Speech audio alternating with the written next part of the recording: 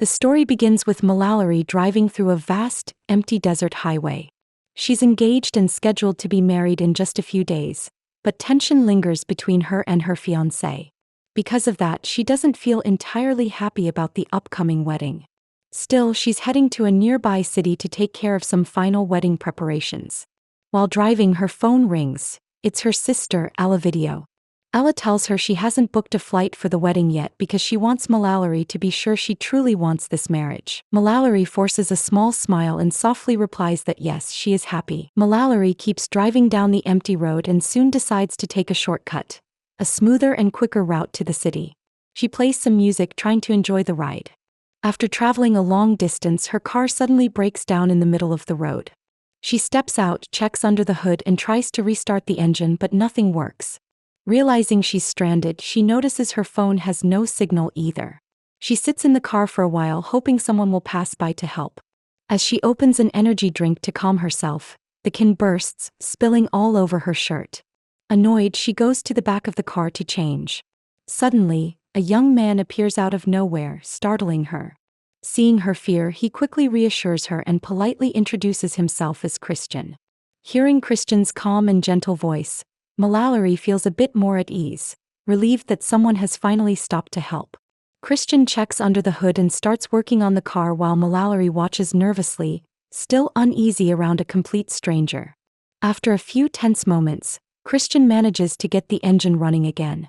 Grateful and a little surprised, Mallory thanks him and offers some money as a gesture of appreciation. Christian politely refuses, simply telling her to drive safely.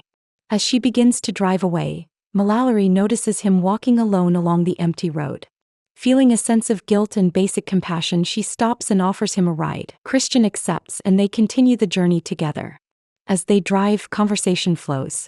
Christian speaks politely, trying to make her feel comfortable, and though he's still a stranger, Mallory starts to believe he's genuinely a good person. During the ride, Mallory mentions that she's getting married in a few days and is heading to the city for wedding preparations. Christian begins flirting with her, which she ignores at first. But soon his behavior turns odd. He says fate brought them together and maybe this was meant to happen. His comments become inappropriate, and Mallory realizes he isn't as decent as she thought. Feeling unsafe, she stops the car and tells him to get out. But Christian's real intentions surface. He pulls out a knife and threatens her, warning her to do as he says or face the consequences. He orders her to drive quietly and not make a sound. Terrified, Mallory obeys and starts driving again. When she asks why he's doing this, he coldly says she should have left right after he fixed her car. Christian smirks and asks why she offered him a ride. He then admits he started to like her and insists that she come with him to a nearby house so they can spend the night together. Mallory is horrified. Then she notices Christian isn't wearing his seat belt, and a sharp turn is just ahead. Thinking quickly, she speeds up and deliberately drives the car off the road into a ditch. Moments later, the car lies overturned. Mallory is hanging upside down, one leg trapped tightly in the seat.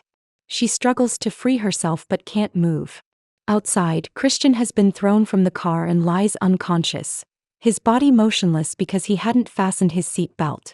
Mallory's condition, however, is far worse. She pulls desperately, but her leg is wedged too tightly to escape. Then Mallory spots Christian's knife lying nearby. Before he regains consciousness, she struggles hard and manages to grab it. When Christian finally wakes up, she quickly hides the knife from his sight. He notices her trapped leg and realizes she can't move without help. Smirking, he says, "If you can get out, do it yourself. I'm not helping you." With that, he turns away and starts walking off, leaving her hanging upside down in the wrecked car. Mallory cries out, begging him not to go, but he ignores her completely. She's helpless and trapped. Her screams for help echo through the night, but the car had crashed too far from the road for anyone to hear, and no one comes to her rescue. Her leg remained tightly trapped, and as night deepened, the temperature dropped sharply, worsening her condition. Shivering, Mallory searched around the car and found a piece of cloth, which she wrapped around herself for warmth. She managed to turn on the car's heater, but the cold wasn't her only concern. The crash had left her stranded in a forested area, and soon she noticed movements outside, wild animals nearby. Fear gripped her as she quickly switched off the car's headlights, hoping not to draw their attention. Fortunately, the plan worked, and after a long, terrifying night, Mallory somehow managed to survive until morning. She checked the rearview mirror to see if any posed a threat, but thankfully only a few deer were around. Suddenly, Christian appeared. He looked completely unharmed, having suffered little from the fall. He approached Mallory and began speaking, showing no concern for her trapped leg. Instead, he seemed almost pleased by her suffering, like a cruel, psychopathic smile. Desperate, Mallory pleaded, "Please, at least give me some water and something to eat." But Christian only mocked her. He sat down comfortably in front of her, drinking and eating as if nothing was wrong. Christian sneered and said, "I saw a cabin a little distance from here. It probably belongs to a family, but it's empty right now. Should be careful.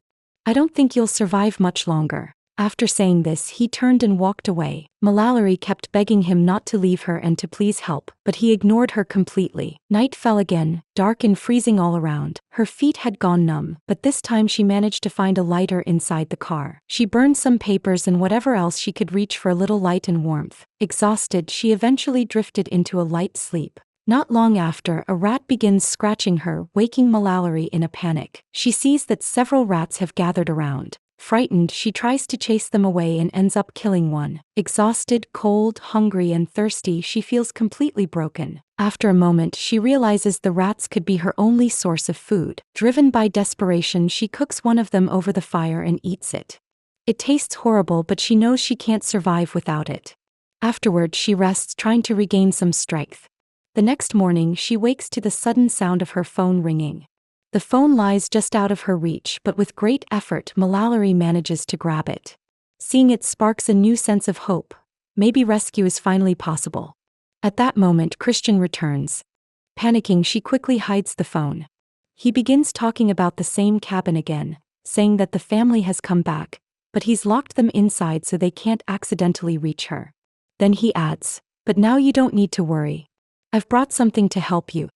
Before he can finish, Mallory's phone starts ringing again. Hearing the sound, Christian snatches it from her hands. She screams in desperation as he smashes it, her last hope for rescue gone in an instant. Then he pulls a hammer from his bag. Terrified, Mallory thinks he's about to kill her, but instead he takes out a blade and hands it to her.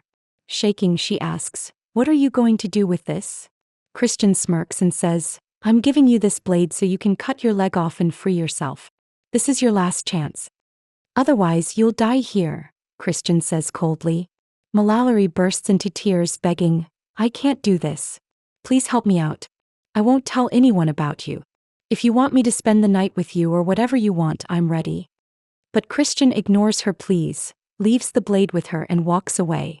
Desperate, Mallory picks up the blade and tries to cut where her leg is stuck, but she can't bring herself to do it. Frustrated, she throws the blade aside. Night falls once again. Her thirst becomes unbearable. It's been a long time since she last drank water. A river flows nearby, but she can't reach it. Luckily, after some time, heavy rain begins to pour down. It feels like life returning to her. Mallory tilts her head back and drinks the rainwater to her heart's content, finally feeling some relief. Later, she switches on the car radio and hears that, because of the rain and storm, the main roads have flooded and travelers are now using the shortcut road instead. Realizing someone might finally pass near her location, she starts screaming for help with all her strength. After a while, a car approaches and stops, but to her horror, it's Christian's. As he steps out and walks toward her, Mallory quickly thinks of a plan. She slumps over and pretends to be dead as if she had bled out trying to cut her leg free. Christian arrives with a torch and starts checking if she's still alive. At the right moment, Mallory lunges at him with a knife. In the struggle, she manages to snatch his car keys, locks the car doors using the remote, turns on the car siren, and pretends to throw the keys away so that Christian too is trapped now. She hopes people passing by will stop to investigate the stalled car, but Christian quickly climbs up to the road and switches the car siren off. Christian pretends his car has broken down because of the rain, trying to look innocent. Just then, a police officer arrives in his vehicle. Christian quickly says, "My car broke down. Can you drop me off at the nearby cabin?" When Mallory spots the police car, she starts shouting for help. She grabs a stone and bangs it against the car to make as much noise as possible. The officer hears a faint sound and begins looking toward the ditch, but the heavy rain makes it hard to pinpoint where it's coming from. Meanwhile, Christian urges the officer, "The storm's getting worse. We should leave quickly." Moments later, the police car drives off with Christian, leaving Mallory behind. She keeps screaming desperately, but now there's no one left to hear her cries. Meanwhile, the heavy rain keeps pouring as floodwaters rise, slowly pushing the car toward the nearby river. Within moments, water begins rushing inside, filling the car rapidly. Mallory realizes that if she doesn't act now, she won't survive. Summoning every bit of her remaining courage, she grabs the blade again. With no other choice left, she starts cutting at her trapped leg. She manages to make a small cut, but before she can continue, the flood sweeps the car off and it plunges into the river. The force of the impact and water pressure tears her leg completely free.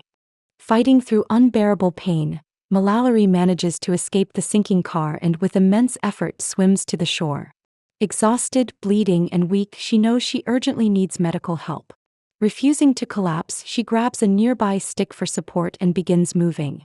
Not far away, she remembers the cabin Christian had mentioned. Dragging herself through mud and rain, she searches for it. Eventually, she spots the cabin. Just as she gets close, she hears a girl's voice crying for help. Realizing Christian must have taken a family captive, Mallory approaches cautiously. As she advances, the stick she's using gets caught in a bear trap, but luckily she escapes without injury and continues forward. Mallory knows she must be careful. Christian is likely nearby. Peering through a window, she sees a young girl tied up and screaming. Rescuing her immediately could alert Christian, so Mallory moves on and checks another room. To her horror, she sees Christian brutally beating the police officer. She sneaks further inside and discovers that Christian has murdered the entire family except for the girl. Spotting the officer's gun, Mallory grabs it. She quietly returns to the room where the girl is tied up and begins freeing her. Suddenly, Christian, now dressed in the police uniform, calls out. Mallory quickly hides behind the door. When Christian enters, Mallory jumps out and points the gun at him. Before she can fire, he lunges at her and a violent struggle erupts. The girl joins in, attacking Christian to protect Mallory. Mallory yells for her to run. After a fierce fight, she breaks free from his grip. But Christian isn't finished. He gets up and begins searching the cabin for her. Mallory hides under a table, but he eventually finds her and tries to strangle her. Summoning every ounce of strength, she fights back, injuring him and escaping once more. Furious and desperate, Christian rushes outside to search. Taking advantage of the moment, Mallory sneaks up behind him and pushes him off the balcony. He falls hard and in a cruel twist of fate, his foot lands in the same bear trap. Christian screams in agony. Trapped and helpless, just like Mallory had once been. Mallory comes down with the rescued girl, walks up to Christian and coldly hands him his own knife. "Need help?" she asks. "Just like you gave me a blade, I'm returning your knife. Cut your leg off. That's your last option. Otherwise, you won't survive." Christian is overwhelmed with pain. Everything he had done had led to this. Mallory speaks with finality. "Maybe you were right. Our meeting and this ending was all fate. And look at your luck now. Regrettable, isn't it?" With that, she leaves him there to suffer the consequences of his own cruelty and walks away with the girl into the rainy night. And that's where the story ends.